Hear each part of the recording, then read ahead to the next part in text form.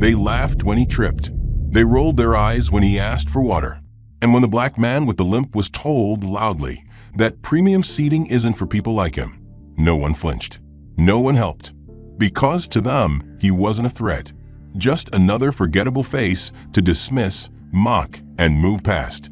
What they didn't know, what no one in that terminal could have imagined, is that the man they shoved to the margins was the one holding the pen on their future. That cane? Just for cover. That silence? Strategic. And that flight they thought they controlled? It was never theirs to begin with. This isn't just a story about prejudice. It's about power mistaken for passivity. And if you think you've seen the twist, think again. Because when justice moves quietly, it doesn't knock. It lands. What was the moment that made your jaw drop? Where in the world are you watching from? Comment below. And if you believe power doesn't always wear a suit, hit that subscribe. The reckoning is just getting started. It was a gray morning at Hamilton International Airport, the kind where light barely made it through the tinted skylights and the air felt like static. Elijah Grant walked slowly, methodically, each step deliberate and calculated, not from age alone, but from experience. He moved with a quiet confidence that demanded neither attention nor validation. At 72, recovering from recent knee surgery, he had no interest in making a scene or seeking sympathy. His goal was simple: to board his flight with as little friction as possible. The airport's grand terminal buzzed with activity as passengers in sleek suits and designer carry-ons streamed past him, their lives seemingly a series of tight connections and tighter egos. Elijah, in contrast, wore a beige wool coat over a checkered shirt, creased khakis, and shoes polished to a quiet shine. He rolled a small suitcase beside him and carried a leather satchel strapped across his shoulder. There was no urgency in his movements, only quiet intent. He reached the mobility assistant's desk near Gate 12, a sleek glass booth with a small digital sign rotating in muted blue letters. Request carts here. Priority given to 88 passengers and senior travelers. He waited politely until the woman behind the counter looked up. Her name tag read Tricia. Early 30s, sharp bob haircut, nails done in a clean French tip. Her smile didn't reach her eyes. "Good morning, ma'am," Elijah said, voice warm and steady. "I'd like to request a mobility cart. Just had knee work done a few weeks back. And the walk to gate 48's a stretch for me." Tricia looked him over, not unkindly, but not warmly either. There was a pause, just a beat too long, where her silence filled the air with quiet judgment. "Do you have a doctor's note or medical clearance form for that request?" she asked. Elijah tilted his head slightly. "No, ma'am. Didn't think I'd need one. Your sign says senior passengers can request carts." Tricia offered a thin smile. "Right. But we're prioritizing for those who are visibly mobility impaired or have documentation. You seem fine." The words, "you seem fine," hung in the air like smoke from a match. Before Elijah could respond, a couple stepped up beside him. White mid-40s, dressed for a golf weekend. Without even asking, Tricia smiled wide and said, "Let me get a cart out for you too. You're headed to gate 49, right?" They nodded, barely registering Elijah, and were escorted toward the loading area. Elijah said nothing, not even a raised brow. He merely offered a polite nod, stepped aside, and made his way slowly toward the general waiting area. His left leg dragged ever so slightly, not enough to make him stumble, but enough to prove he wasn't pretending. He found a row of empty plastic chairs near a vending machine, eased himself down carefully, and sat in silence. The overhead speaker echoed. "Flight 310 to Chicago is now boarding Group A at Gate 27. Passengers rushed past him. Tricia returned to her desk, not once looking in his direction again. Her fingers danced across the keyboard. Booking carts, coordinating wheelchairs, smiling at the next person in line, who wore the kind of blazer that made people believe they were important. Elijah sat still, hands folded neatly over his cane. He wasn't angry. He wasn't surprised. In truth, he'd seen this kind of thing before, dozens of times in hundreds of cities. The same pattern, always delivered with smiles that weren't smiles. In their eyes, he didn't look like someone who belonged in priority. He looked like someone who could wait. Someone invisible, But Elijah wasn't here for sympathy. He wasn't even here for the cart. He was here to see how the system handled a quiet man who asked for a little help. And the system had just given him its answer. Elijah remained in the molded plastic seat for nearly 15 minutes, the hum of the terminal swelling and dipping around him like tidewater. Every so often, he'd glance toward Gate 48's digital board, watching flight statuses change with the precision of a well-oiled clock. He wasn't in a rush. In fact, his demeanor suggested that he had all the time in the world, which somehow made him stand out more than if he'd been pacing with anxiety. To some, patience is a virtue. In places like this, patience looked suspicious. As more travelers poured into the terminal, a young staff member in a Navy vest, embroidered with Hamilton International Guest Services, strode toward the VIP seating zone nearby. His name tag read Jason. Barely in his 20s, hair neat, posture alert, he scanned the section like a hall monitor on duty. Elijah had moved from the crowded general chairs to a more padded armchair beneath a frosted glass wall divider, simply because the pain in his leg had started throbbing again. He hadn't asked for permission, and no one had objected. Until now. Jason paused as he spotted Elijah, his expression shifting almost imperceptibly from polite professionalism to hesitant authority. "Sir," he called gently, stopping a few feet away. Elijah looked up with the calmness of someone who already knew what was coming. Jason cleared his throat. "This seating area is reserved for premium ticket holders and priority elite members. I can help you find another spot if you'd like." There was no venom in his tone, just an assumption that Elijah could not belong there. Elijah met his gaze, then nodded once. "Of course," he said, slowly rising with the help of his cane. "Didn't mean to intrude." Jason offered a tight smile, but his eyes darted toward the camera dome above, as if checking whether he'd done his job correctly. Elijah didn't protest. He gathered his satchel, winced slightly as he adjusted weight to his good leg, and turned to walk away. As he moved, he reached into his coat pocket and retrieved a small amber pill bottle, twisting off the cap to prepare for his next dose. He popped a pill discreetly, then took a sip from his water bottle. But that simple motion, hand in coat, object retrieved, bottle in hand, was enough to trigger the internal facial recognition camera above the lounge gate.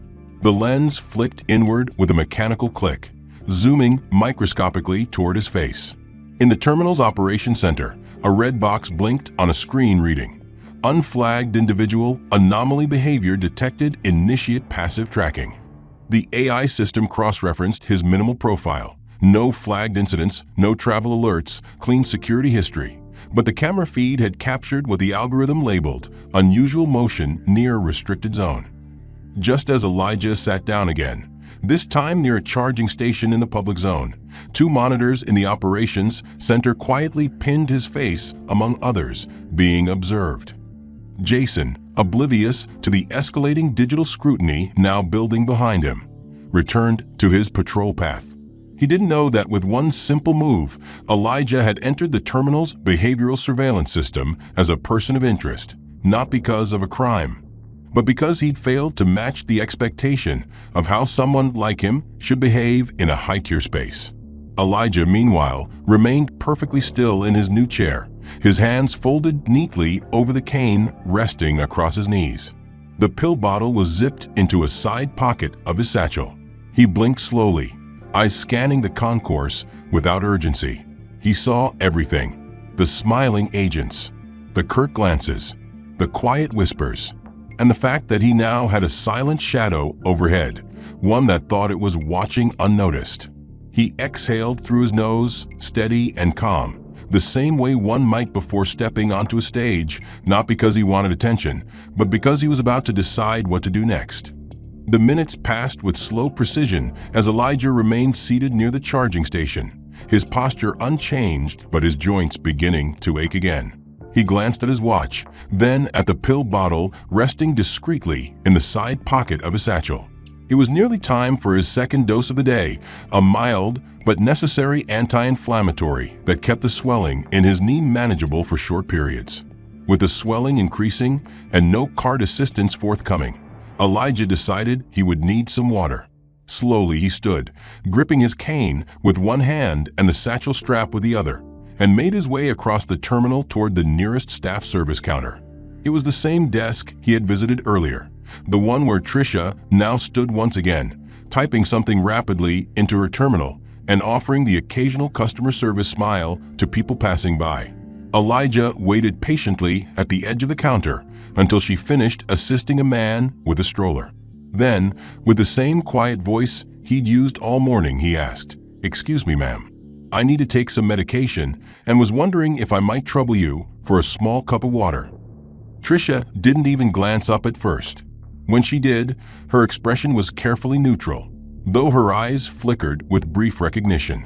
She seemed to hesitate, as if calculating whether this request fit within her duties. "There's a vending machine right across from gate 47, she replied evenly, pointing without much effort. "They have bottled water there." Elijah nodded slowly. "I understand. I was just hoping for a quick sip to take a pill. Wouldn't need more than a few ounces." Tricia's tone tightened as she straightened up behind the counter. "Unfortunately, complimentary beverages are reserved for business class and above." "Sorry, sir." There was no apology in her voice, only policy, or at least the selective version of it. Elijah offered a faint nod of understanding and turned to leave without argument. But before he took more than 2 steps, he heard the chime of another guest's arrival at the desk. A young man, maybe in his mid-20s, jogged up slightly out of breath.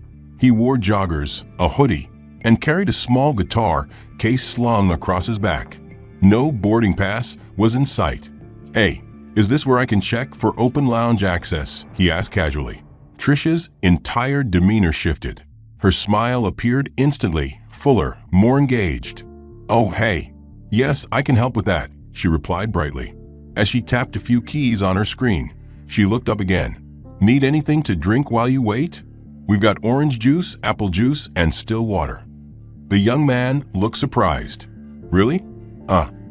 Sure, I'll take orange juice if it's no trouble." "No trouble at all," she said, already reaching into the mini fridge behind her. She poured it into a clear plastic cup and handed it to him over the counter like it was part of some luxury concierge experience. Elijah, still within earshot and facing slightly away, heard every word. He didn't react, not outwardly, but he paused for a beat longer than necessary, his hand tightening slightly on the curve of his cane. There was no logic in her refusal to him, no consistency in what she claimed was policy. He wasn't angry, not yet, but he was listening, always listening. Slowly, he walked toward the vending machine she had pointed out, inserted his card, and waited as the machine buzzed mechanically before delivering a cold bottle of water. He retrieved it and walked back to his chair, the same one near the charging station. He didn't look at her again as he passed. He didn't need to. She hadn't served him water, but she had handed him something far more valuable without realizing it. A record, a moment, a choice. He unscrewed the cap, took his pill, and resumed his seat, his eyes now scanning the room not like a traveler, but like someone watching a story unfold in real time, every character playing their part a little too predictably. Elijah remained seated near the charging station for a while longer, the half-empty water bottle resting in the side pocket of his satchel, as if it were some token of quiet resistance. But his leg had started to throb again, more insistently now, and the hard plastic chair beneath him offered little relief. Slowly, he rose once more and scanned the area, eyes settling on a cushioned bench-style seat tucked into the corner beside a structural column, slightly removed from the main traffic, not in the premium lounge, but still marked with a small placard, reserved for passengers requiring mobility assistance. There were no other passengers occupying it, no staff visibly watching, and it was clear that the seat had been vacant for some time. With deliberate care, Elijah walked toward it and lowered himself down, adjusting his cane beside him and shifting his leg into a slightly elevated position to reduce the pressure.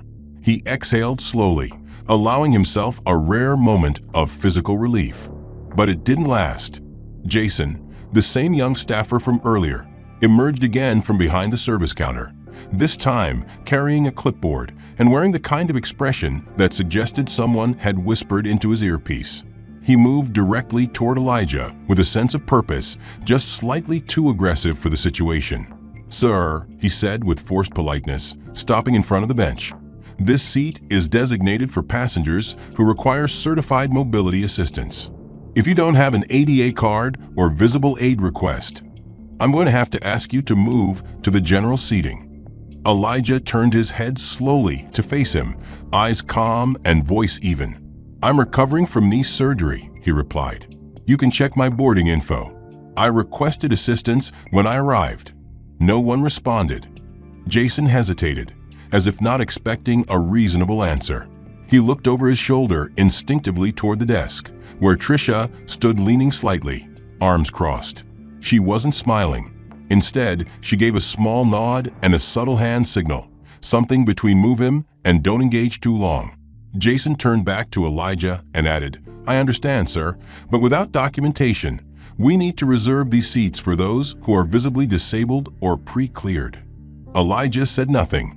He simply reached into his coat, not quickly, and pulled out a worn medical appointment card, one corner bent, dates visible. He held it out without a word. Jason didn't take it.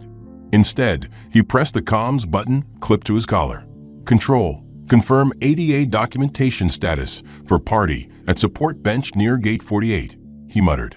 A static-filled voice replied, "No visible record logged under that name. Proceed per policy." Jason nodded slightly, then said, "I'll help you find another place to sit." Elijah looked at him for a long moment, then nodded and began to rise, no hint of defiance, only gravity. As he did, Trisha leaned in and whispered to Jason, not low enough to be completely private, "Everyone's trying to play the system these days. Age alone isn't a pass. I've seen younger seniors run faster than I can." Jason gave a faint chuckle, a nervous one, as if he wasn't sure if agreeing made him complicit. Elijah, within earshot but facing away, heard every word. He didn't flinch. Instead, he adjusted his satchel, gripped his cane, and slowly returned to the harder chairs near the terminal's central aisle. The same seats that people passed without looking twice. The kind of seating that told you exactly where you were meant to stay. As he lowered himself once more, the lens of the surveillance dome above him rotated again, zooming in by 2 degrees, logging his facial data with a new tag. Reseated non-compliant zone cleared. No alarm, no alert, just a silent tick on an invisible report. Elijah tilted his head slightly, as if he could feel the lens tracking him. He blinked once, his face unreadable, while the terminal's hum continued around him like white noise in a storm. Elijah remained still in the center aisle seating, not because it was comfortable, but because the alternatives had been quietly denied to him one by one. His leg had begun to ache again, and his lower back tensed from the stiffness of a molded plastic. Yet he maintained the same upright posture, his expression unreadable, his breath even. The traffic of the terminal moved around him in waves, rushing, pausing, then moving again. Travelers dragged roller bags, cradled coffee cups, tapped on phones, or hurried to gates without ever glancing his way. But not everyone was indifferent. 2 security officers, not in full uniform, but wearing navy jackets with the words "Terminal Safety Team" embroidered across their backs, approached with subtle intention. One had a tablet in hand. The other had eyes already fixed on Elijah. "Sir," the one with the tablet said as they stopped directly in front of him, "we've had an internal flag request for random inspection on unattended personal items. Could you please open your bag?" Elijah looked up, calm but focused. "It hasn't been unattended," he said. "It's been right here by my feet the whole time." The officer didn't blink. "Still, sir, for passenger safety, we ask that you comply." There was no raising of voices, no threat in their tone, only practiced neutrality that was more frustrating than hostility. Elijah reached down, unzipped the main pouch of his bag, and laid it open between them. They rifled through it quickly, not carelessly, but without the courtesy one might offer someone presumed innocent. Out came the bottle of water, a small box of medication, a folded travel itinerary, a pair of reading glasses, a hardback book with a cloth cover, and a well-used leather notebook. The officer with the tablet looked at the notebook longer than necessary. "What's in here?" he asked. "Personal notes," Elijah replied. "Meeting observations. Thoughts." The officer opened it anyway, flipping through a few pages. When he found nothing but neat handwriting and a sketched floor plan of some old building, he handed it back wordlessly. As they returned items to the bag, the second officer leaned slightly toward the first and muttered just loud enough for Elijah to catch it. "Better safe than sorry. Dude looks off." Elijah didn't respond. His hands remained folded across his lap. The moment passed, but it didn't disappear. It simply recorded itself in the quiet file being compiled in Elijah's mind. The officers moved on, logging nothing, warning nothing, just leaving behind the scent of subtle accusation. Minutes later, the electric cart that Elijah had requested nearly 2 hours earlier finally arrived. The driver was a younger man in a company polo, chewing gum and glancing repeatedly at his watch as if already behind schedule. "Grant," he called out, tone impatient.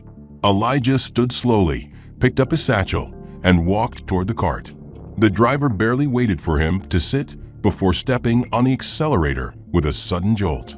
The cart lurched forward, the motion violent enough that Elijah, unprepared, had to grip the side rail tightly to keep from tumbling sideways. His cane slipped and clattered to the floor of the cart. The driver muttered a half-hearted sorry, not bothering to slow down. As they passed the assistant's desk, Tricia glanced up from her screen and caught the moment. Elijah's slight stumble, the dropped cane, the unsteady grip.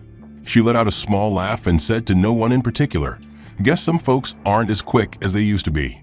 Gotta keep up with the cart." A second later, she added with mock sympathy, "Maybe it's just reflexes. Age does that." The driver grinned, but said nothing. Elijah sat back against the seat, his cane now resting across his knees again. He didn't react to her comment, didn't turn, didn't correct. But there was something in his eyes, a kind of stillness too precise to be resignation, a gaze not dulled by age but sharpened by repetition, like a blade that had seen this moment too many times to be caught off guard. The cart came to a rolling stop just outside the priority boarding lounge, its hum cutting through the din of the terminal. Elijah eased himself off slowly, careful not to jar his knee, and adjusted the strap of his satchel before taking his first step forward. The driver gave no farewell, simply pivoted the cart and drove off without a glance. The doors to the lounge slid open with a soft hiss, releasing the familiar scent of lemon polish and manufactured calm. Inside, plush chairs lined the room in curated symmetry, and gentle jazz piped through recessed speakers in the ceiling. Elijah stepped through the threshold without hesitation, not because he expected to be welcomed, but because he had the access printed clearly on his boarding pass. As he entered, Tricia stood leaning against the service counter, typing on a small terminal. She looked up, locked eyes with Jason across the room, and spoke just loud enough to carry across the lounge. "Finally got him out of the VIP lobby," she said with a smirk. "Took half the shift, but hey, mission accomplished." Jason chuckled nervously, eyes flicking toward Elijah, then back to the device in his hand. Elijah didn't stop or acknowledge the comment. He chose a seat near the corner window, a spot away from the main crowd but still in view. He lowered himself into the chair, set his bag at his feet, and exhaled through his nose, quiet but purposeful. As he settled, Jason's earpiece crackled to life with a call from terminal operations. "Copy, this is Jason," he said quietly, turning slightly from the guests. A voice came through the line. "Heads up, Jason. Media teams heading into Lounge B for a pre-flight segment. Client wants a clean aesthetic. Make sure guests are seated accordingly. We've flagged 2 profiles, and one's that older guy with the cane. Just relocate him somewhere off camera before they start rolling." Jason hesitated. "Understood," he replied, glancing again toward Elijah. The call ended without pleasantries. Jason stood still for a moment, his fingers hovering over the small terminal attached to the wall, weighing how to approach the task. Tricia didn't wait. She nudged him with her elbow and said in a lower voice, "They don't want him in the shot. Can't blame them. He's not exactly brochure material." Jason gave her a tight smile, the kind that comes when you know a line's being crossed, but don't want to be the one to stop it. He began walking toward Elijah's seat with measured steps. As he got closer, Elijah didn't look up, but his posture straightened ever so slightly, as if he could sense the energy before the words arrived. Jason cleared his throat. "Sir," he said, his tone polite but rehearsed, "we've just been informed that a small press shoot will be taking place in this area shortly. For privacy and courtesy, we're relocating a few guests to a quieter seating zone near Gate 50. Would you mind moving there for the time being?" Elijah's eyes lifted slowly to meet his. "Am I being asked to move?" he asked, "or told?" Jason hesitated. "It's just a request, sir, based on space planning for the camera team. Nothing personal." Elijah nodded, gaze calm. "Of course not," he said. "Nothing ever is." Jason stood awkwardly for a beat before motioning toward the alternate seating area. Elijah reached for his cane, adjusted his bag strap, and rose without complaint. As he walked past Trisha, she leaned in just enough to whisper under her breath, "Good optics matter. Some faces don't sell premium." Elijah didn't react, but as he stepped into the hallway outside the lounge, his fingers brushed against the inside pocket of his coat, grazing the small black device clipped there. A microphone, still active, still recording. The new seating zone Jason had guided Elijah toward was quieter, less refined than the lounge, but still far enough from the main flow of passengers to be considered dignified. Elijah sat calmly near a tall window overlooking a distant wing of the tarmac. From where he sat, the aircrafts appeared small, almost toy-like, taxiing across concrete veins toward a destination none of them could yet imagine. His satchel rested neatly at his feet, and the cane balanced across his lap like a scepter not yet raised. For nearly 5 minutes, he remained unmoving. His posture was relaxed, yet the weight of his stillness seemed to ripple outward like pressure before a seismic shift. Then his phone buzzed, just once, a silent vibration that he acknowledged without surprise. He lifted the device, answered, and brought it to his ear. His voice, barely audible, was sharper now, laced with a timbre that hadn't been present earlier. "Yes," he said, pausing for only a second. "I've seen enough. Initiate phase 2. He hung up without further words, set the phone back in his pocket, and adjusted the lapel of his jacket. 15 seconds later, the terminal lights blinked, first subtly, then with greater intensity. Monitors across key staff stations flashed white with a single line of black text, FAID. Signal received, level 4 protocol engaged. The blinking alert was subtle, but unmistakable to trained personnel. Trisha, standing at the lounge desk, noticed the flicker first. "What's that?" she asked, her voice tight with confusion.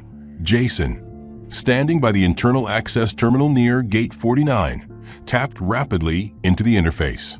"I've never seen this code," he muttered. Then the full designation appeared. FAID. Oversight tag engaged priority audit subject, Elijah Grant. Jason froze. The air seemed to pull back around him like the moment before a wave crashes. He entered the secondary override key, an administrative function used only during infrastructure breaches or high-tier stakeholder audits. What loaded on screen wasn't just a passenger profile. It was an authorization slate bearing a federal seal. Federal Authority for Infrastructure and Dignity Active Auditor ID, E. Grant Tier Level, Black Clearance Regional Oversight Jurisdiction. All domestic terminals, Category A and B. Jason staggered a step back from the screen. His mouth opened, but no words came out. Trisha, who had been looking over his shoulder, blinked hard as the seal slowly rotated on screen. "That's fake, right?" she whispered. Jason didn't respond. His eyes were still locked on the small line of code at the bottom. Engagement authorized by Office of National Transportation Ethics. Immediate compliance expected. He turned toward the glass wall of the terminal, just in time to see Elijah still seated, calmly gazing out at the runway. There was no urgency in his movement, no shift in posture, no drama in his breath. He simply waited, and the building had begun to respond to him. In the operations control hub 3 levels above, Two supervisors were now standing around a workstation as the same alert populated across multiple terminals. "Do we have a visual confirmation on the subject?" one asked. The other nodded, pointing to the camera feed near gate 49. "He's right there. Hasn't moved since the signal triggered. Run background." "Already did." A pause. Then, in a lower voice, "He's the guy they briefed us about in Q1. Anonymous field verification asset. Internal ethics reviewer. Assigned full halt authority." The supervisor inhaled sharply. "Holy hell, this is a real audit." Below, the hum of the terminal carried on, as if nothing had changed. But for those who understood the signals, who had seen the flashing codes and knew what FAID represented, everything had already changed. Jason stepped away from the screen and walked slowly toward the corridor, his eyes still fixed on Elijah's unmoving figure in the distance. Jason's breath was shallow as he watched Elijah remain seated in complete stillness. The screen on his terminal continued to flash the FAID signal, the system now triggering auto pings across regional admin hubs and internal compliance departments. At the same moment, in a quiet executive conference room 2 levels above the departure gates, an emergency meeting had been summoned. The lights had dimmed, blinds drawn, and a series of senior personnel seated around the oval table murmured in hushed tones, while an operations manager loaded encrypted files onto the central screen. The door clicked shut behind them as the director of terminal strategy, Lydia Chun, took her seat and tapped the table twice. "Status report," she demanded. A younger analyst near the wall screen replied, 38 minutes ago, a signal was triggered under FAID. Level 4 protocol. Subject tagged Elijah Grant. Live surveillance confirms he's in the concourse near gate 49. Lydia leaned forward. "What the hell is he doing here unannounced?" The analyst swallowed. "He's operating under silent audit authority. Black clearance. No notice required. His activation unlocks oversight over every ongoing infrastructure project within a 12-month ledger cycle." Another man, head of public relations, muttered under his breath, "That includes the international terminal expansion. Phase 3. Lydia glanced at the screen as the next file loaded. An investment document labeled Genesis Terminal Fund Transfer Authorization Line Item 14. It showed a funding deposit logged at 9:43 a.m., processed by Grant and West Partners, LLC, with oversight from the Federal Aviation Modernization Board. The amount was $37 million. The terms were clear. Full executive-level input on facility governance decisions. Includes personnel oversight, ethics compliance, and operational continuity recommendations. "Is that active?" Lydia asked sharply. "As of this morning," the analyst confirmed. "It's already been logged with FAA cross-reference and merged into our funding ledger." The room fell silent. Meanwhile, back in the concourse, Elijah's phone buzzed again. He retrieved it calmly and read the message displayed on the lock screen. "Transfer confirmed. Compliance authority active. RM." He slid the phone back into his jacket without expression. Above him, 2 surveillance cameras swiveled in tandem, quietly locking his presence into their archive. In the executive boardroom, the screen shifted once more, now showing a profile image, credentials, and biography under the heading, Elijah Grant Honorary Chair, Aviation Development Trust. Below that, in bold white text on a blue banner, final authorizing signature on $200 million investment allocation for Central Terminal Modernization, Hamilton International. A collective inhale rippled through the room. "He signed off on our last 3 funding rounds," someone asked. "He approved the acquisition for the runway expansion, the contractor licensing, and the sustainability credit that got us federal match funding," the finance lead replied. Lydia leaned back in her chair, stunned. "And we let him sit in the terminal like he's nobody?" The analyst responded, "That's the point. He wanted to be treated like nobody." The room stayed quiet as the gravity of the situation anchored itself. The man they dismissed, watched, whispered about, and casually removed from sight had silently held the pen that kept the entire terminal alive. In the terminal below, passengers continued to move in oblivious waves. Elijah reached down and adjusted the strap of his satchel as the airport system registered a new update. Audit escalation pending. Management Compliance Review in queue. Initiator, E. Grant. Jason stood at the edge of the lounge corridor, phone clenched in hand, watching the stillness of a man who no longer looked like someone waiting for a flight, but someone deciding the fate of one. Within 20 minutes of the audit signal being confirmed, internal personnel alerts began cascading through Hamilton International's operations system like controlled detonations. One by one, department heads received encrypted pings marked Ethics Priority Level 4, each naming specific individuals, timestamps, and behavior discrepancies cross-referenced with surveillance footage. The review system wasn't guessing, it was compiling. Every denied courtesy, every unjustified relocation, every whispered insult had already been logged, time-coded, and submitted to the Federal Aviation Compliance Archive. The evidence spoke without emotion, but the weight behind it was crushing. Tricia received the first call.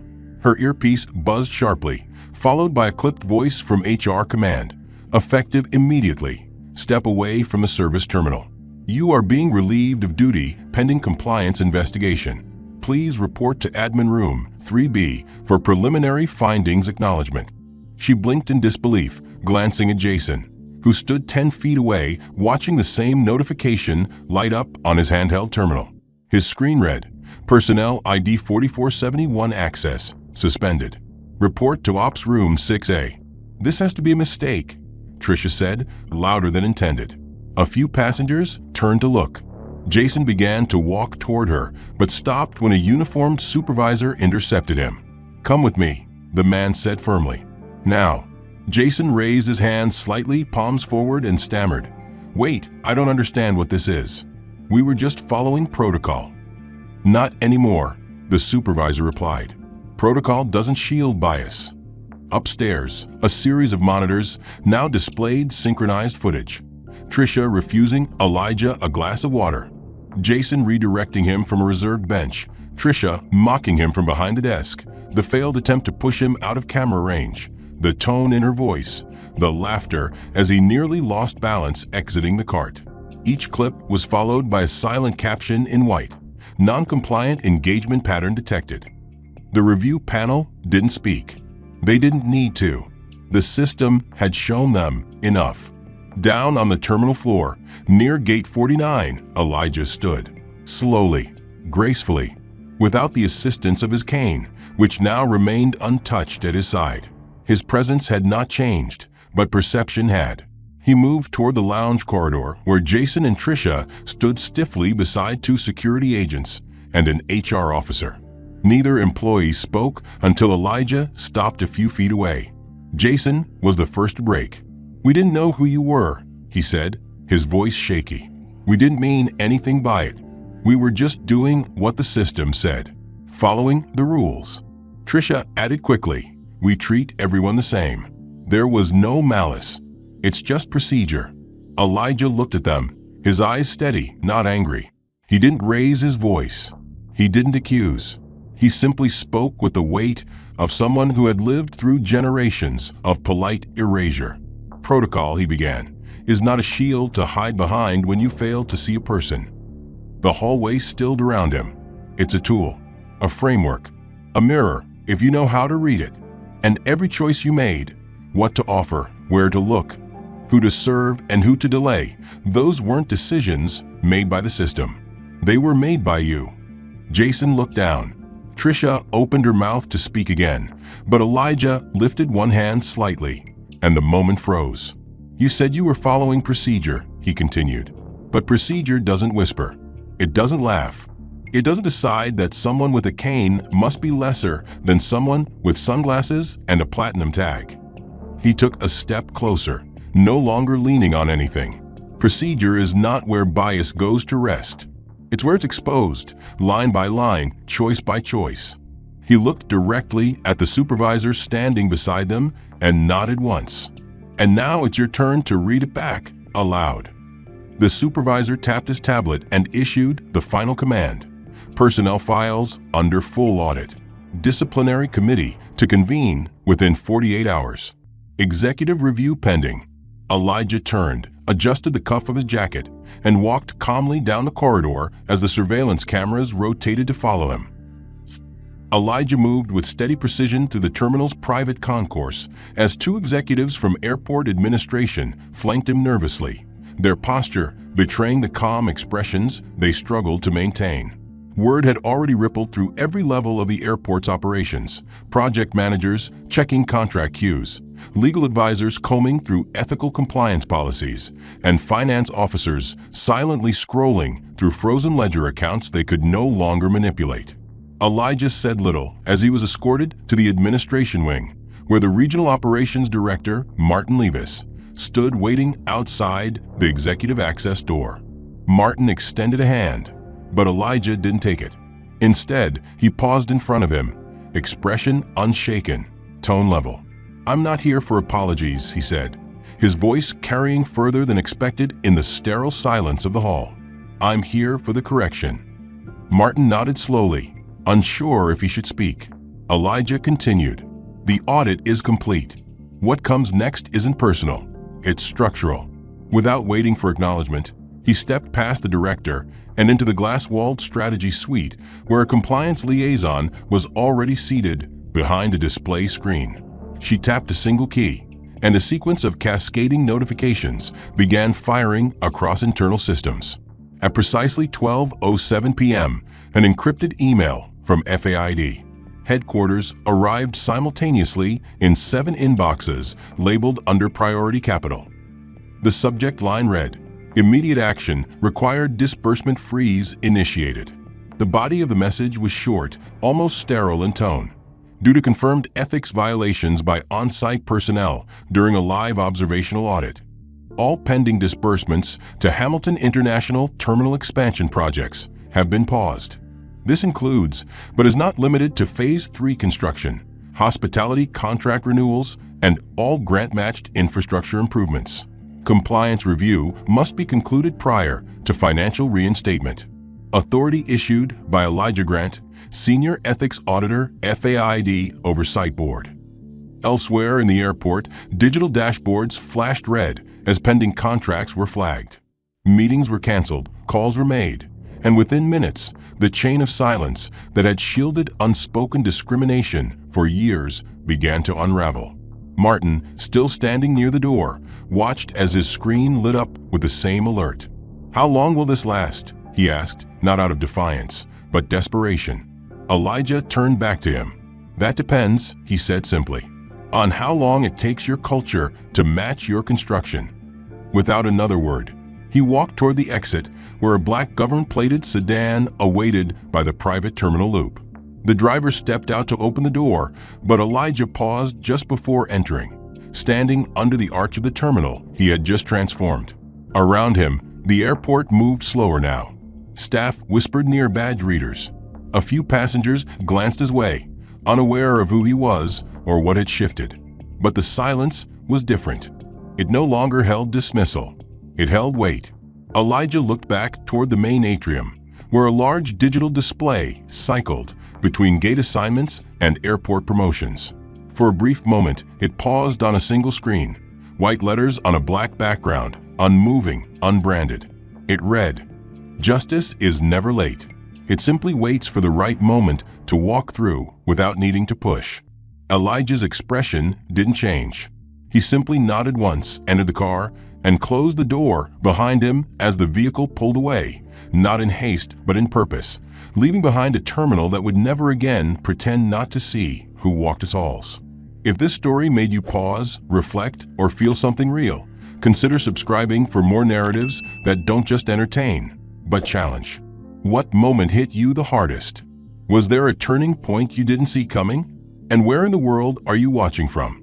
Let us know in the comments. We read every one.